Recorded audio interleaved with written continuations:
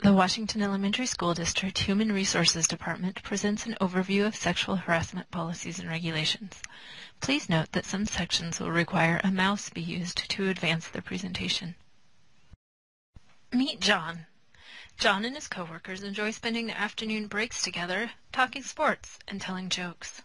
Man, those guys have some funny jokes. And one day John hears one that he thinks will top them all. He's really excited to share it, but when he does, some of the guys just don't seem to find it funny. Jane's friends always compliment her on her sense of humor. She loves going out to happy hour and entertaining them.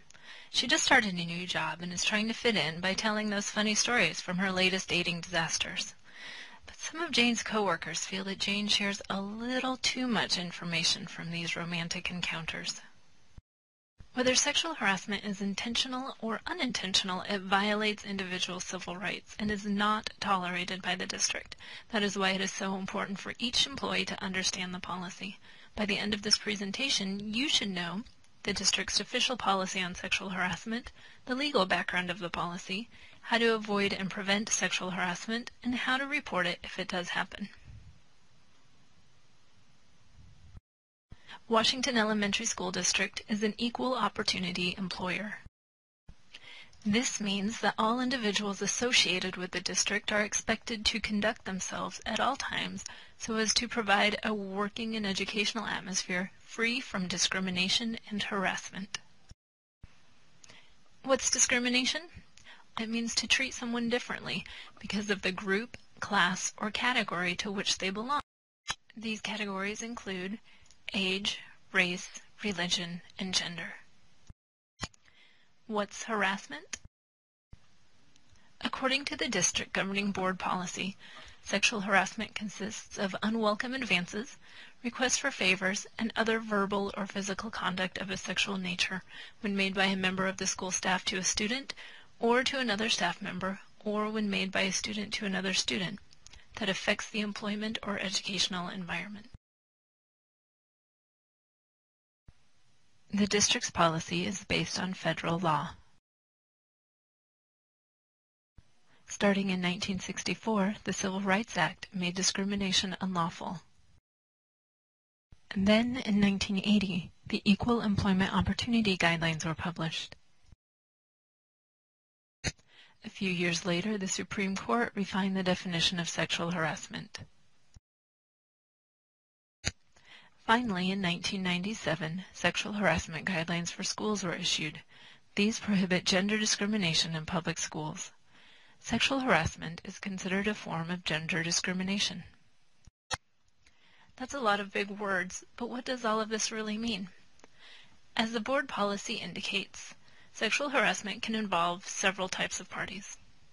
It can be student-to-student harassment, employee-to-student, employee-to-employee, and a supervisor-to-employee. There are two types of sexual harassment: quid pro quo and hostile environment. Quid pro quo means this for that. It's submission to unwelcome sexual advances in exchange for continued employment or job advancement or educational benefit. According to the governing board policy, quid pro quo occurs when submission to such conduct is either explicitly or implicitly made a term or condition of an individual's employment or education. Explicitly means this happens openly and clearly, while implicitly means the terms are implied.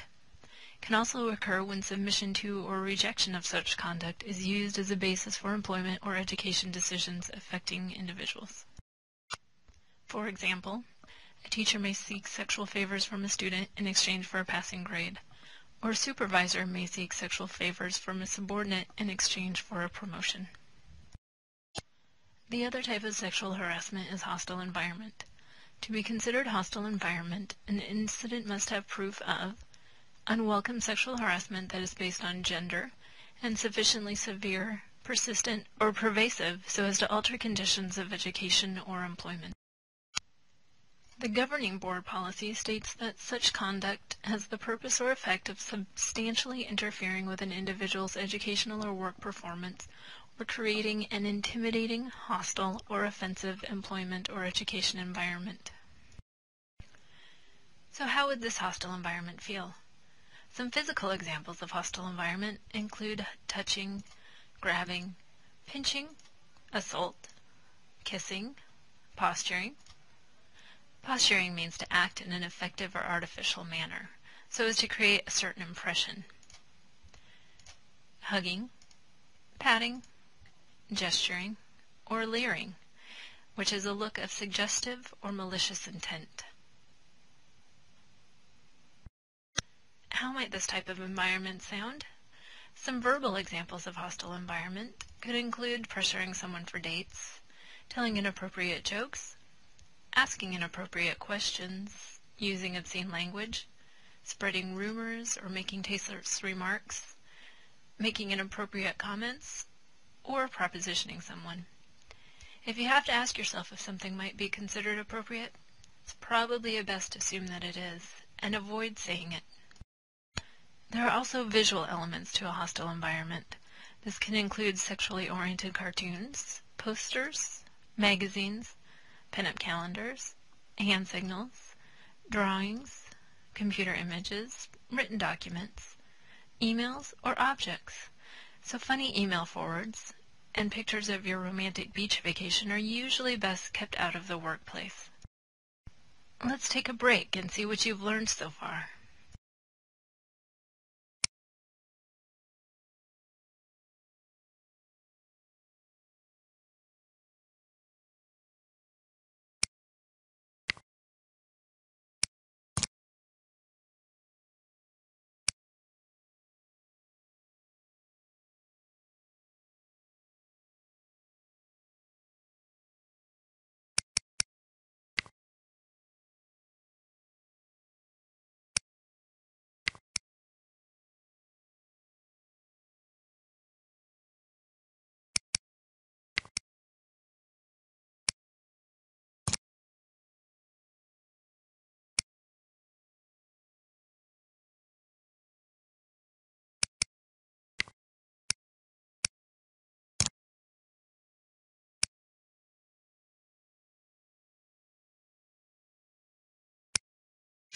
All parties need to be involved in the prevention of sexual harassment. If you experience unwelcome behavior, let the person know directly or through a supervisor before the actions escalate. Document inappropriate behavior and actions. Do not inappropriately respond back to an employee. Do not retaliate. Always inform your supervisor of concerns and contact Human Resources if you have a question about any situation. Employees can also prevent sexual harassment by participating in annual training, not discussing sexual relationships, and avoiding the physical, verbal, and visual examples discussed earlier. Even if you consider people at work as to be friends, it is still important to keep behavior professional while at work. Ask yourself, do I treat people I work with as equals? Do I say things about protected groups that I would not say in their presence? Would I appreciate the comments to me if they were made? Would I want what I say to be told to my supervisor? Work groups should also hold each other accountable. So speak up and end a discussion that is becoming offensive. In order to prevent sexual harassment, it's important that incidents can be reported without fear of retaliation. Retaliation is the act of taking revenge against someone who reported sexual harassment. It can be direct or indirect, physical or emotional, and is not tolerated by the district. Legally, and in compliance with board policy, any person who is subject to sexual harassment or who knows of the occurrence of such is obligated to report it. Schools can be liable for failing to stop harassment involving a student, and employers can be liable if they do not take all claims seriously and act promptly, reporting incidents and taking disciplinary action if appropriate. How do you make a report? Complete a complaint form, inform your supervisor, and contact the district's compliance officer. All attempts will be made regarding confidentiality, but if the HR director needs to speak with the person doing the offending or needs to complete an investigation, then some level of confidentiality will be lost. Supervisors have an important role in prevention. They are expected to take reports seriously, act promptly, follow governing board policies, maintain confidentiality, notify the district compliance officer, and monitor situations for retaliation. In conclusion, if you believe sexual harassment is occurring, immediately notify a supervisor and district legal counsel. Washington Elementary School District does not tolerate sexual harassment. The official district policies and regulations which have been referenced throughout this presentation can be found at this website. Thank you for participating in sexual harassment training from Washington Elementary School District's Human Resources Department. Please contact an HR representative if you have any questions.